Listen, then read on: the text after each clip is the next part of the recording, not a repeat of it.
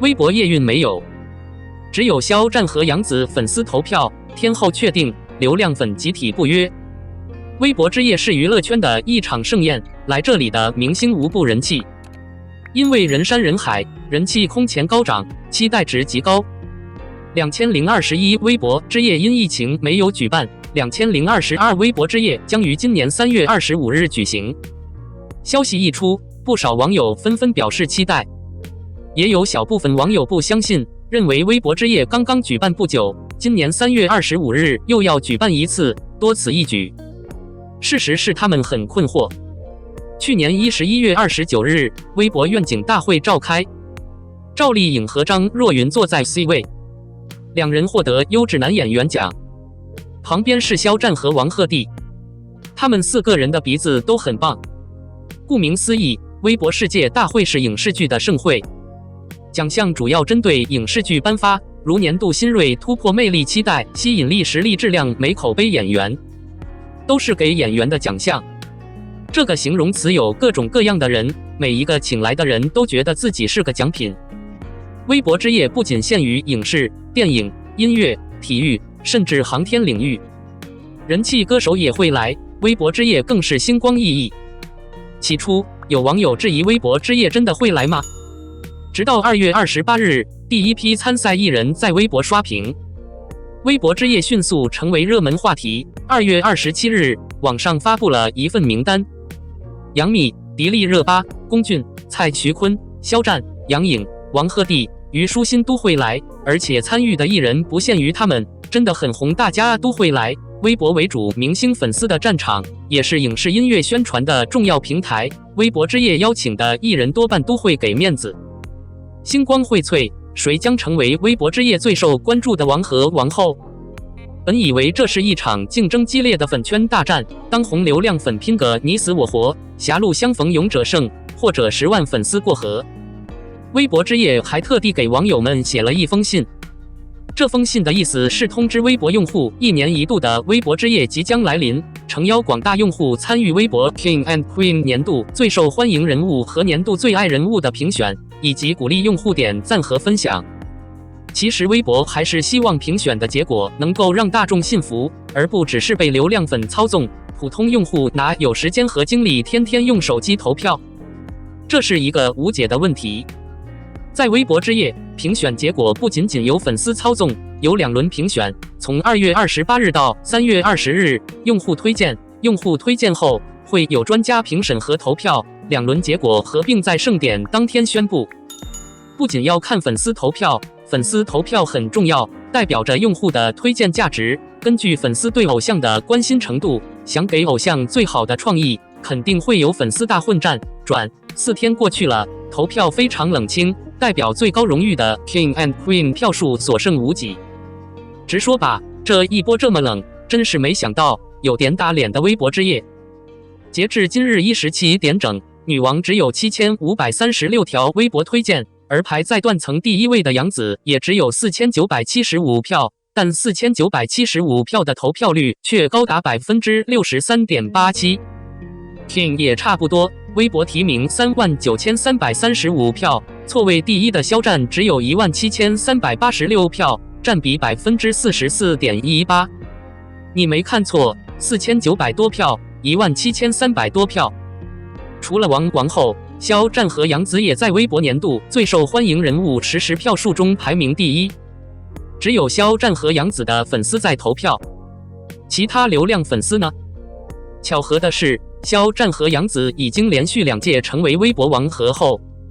目前的情况是其他流量粉不参与，他们的用户推荐值将保持在断层线的第1位，会引发粉丝圈大战，获胜的艺人也会被骂成关系号。可对于他们2人来说，连任3届微博之夜的王和王后气势如何？他们2个现在在这次投票中是默认的，没有其他人投票。用户推荐值断层是第1位的，专业的审核没有给他们刻意的针对性。那么问题来了，为什么其他流量粉丝不投票？85小花老了转型，粉丝老了懒得投票，那95花生呢？今年暑假还报了2对，接2连3没约上。这种情况属于的了奖，我不会太高兴，因为没有比赛就没有光环。我觉得我们需要反思微博之夜。为什么除了肖战和杨紫粉丝，其他流量粉丝不集体见面？开个投票，路人不参与，粉丝不回应，有点惨。02一条微博换来495万美元的媒体价值，肖战这么厉害？肖战成名不易。看到肖战和2位总裁坐在一起，还占据着 C 位，就明白当初龙丹妮为什么要和肖战签不平等条约了。肖战因为出席米兰时装周，上了无数次热搜。我启程前往米兰，却在机场被球迷和各大媒体包围。虽然特意选择了凌晨3点整的航班，但粉丝们的狂热丝毫没有减退。一下飞机就受到了来自世界各地的粉丝的欢迎。进入时装周的后场的2位总裁自然而然地坐在肖战的两边，让肖战坐在 C 位秀他的重要性。就连时尚界的中坚力量安娜温图尔也只能袖手旁观。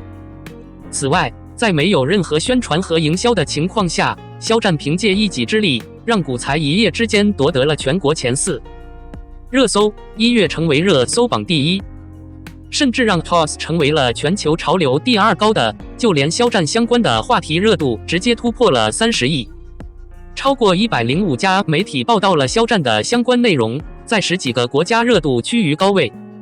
而在今天看到肖战在全球范围内惊人的影响力之后，才明白为什么龙丹妮一直在压制肖战的实力。正直的形象在《燃烧的男孩》中成功亮相，即便之后拍摄了一些沙雕网剧，肖战也收获了一大批忠实粉丝。参演了《我的天皇陛下》，肖战的配角比主角还要火。常年混迹于娱乐圈的龙丹妮，一眼就看出肖战总有一天会红的，因为他不仅颜值出众，为人正直，而且敬业肯吃苦。这也是龙丹妮最不能容忍肖战的一点，所以在汪汪汪签约肖战之后，龙丹妮一直没有把好的资源分配给肖战，甚至有打压嫌疑的迹象。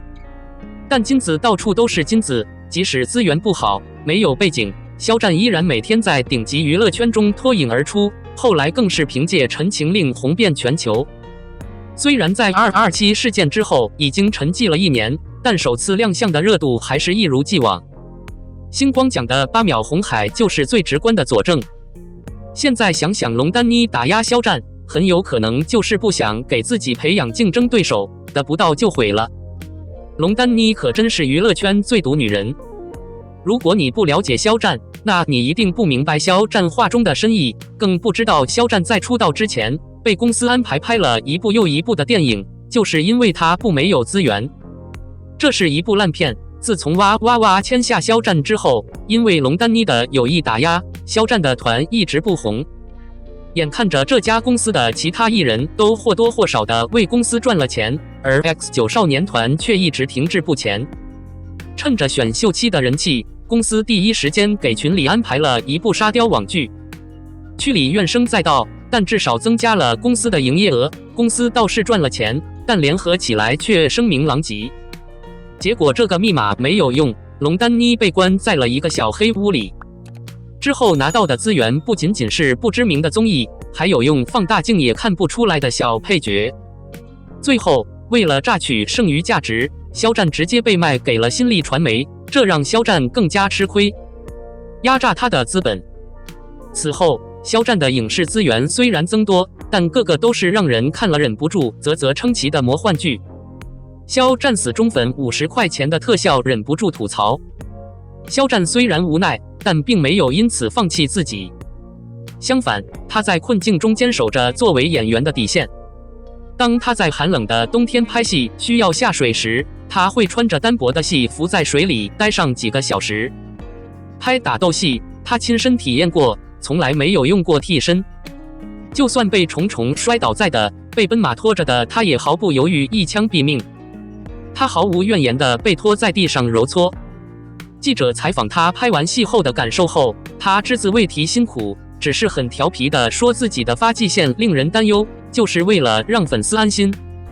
虽然他是吃亏的，但最后也只能拿到30%的片酬，因为10%给了腾讯，30%给了娃哈哈，还有30%给了新力。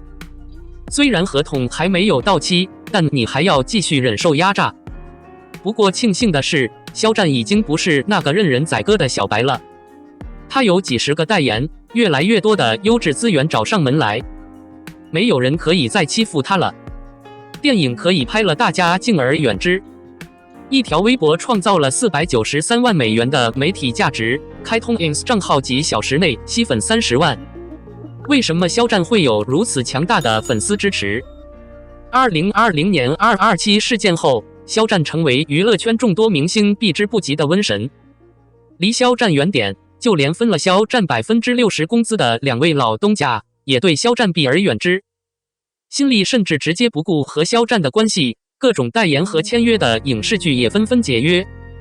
不过沉寂了1年，肖战的人气丝毫没有减退，代言饮料、服装、化妆品等多个领域34个，包括奥迪等国际大牌。后来靠着一条微博 ，Gucci 换来了495万美元的媒体价值，让 Gucci 成为了米兰时装周中国媒体价值第1的品牌。然而，这一切都离不开肖战庞大的粉丝群体，而此时绯闻缠身的肖战却遭到了所有人的背叛。为什么那么多粉丝总是死忠粉？或许看完你就会明白，肖战作为意大利品牌的全球代言人以来，肖战从不宣扬中国文化。明明可以私下用英语交流，却在发布的官方视频中硬要说中文。送给创意总监的礼物是中国非物质文化遗产苏绣。打开向全世界的人介绍中国川菜是最好的，不仅时时弘扬中华文化，时时不忘弘扬正能量。他是227事件中受害最深的人，但又生怕连累别人。这样爱国正直的人，怎么会有人不喜欢呢？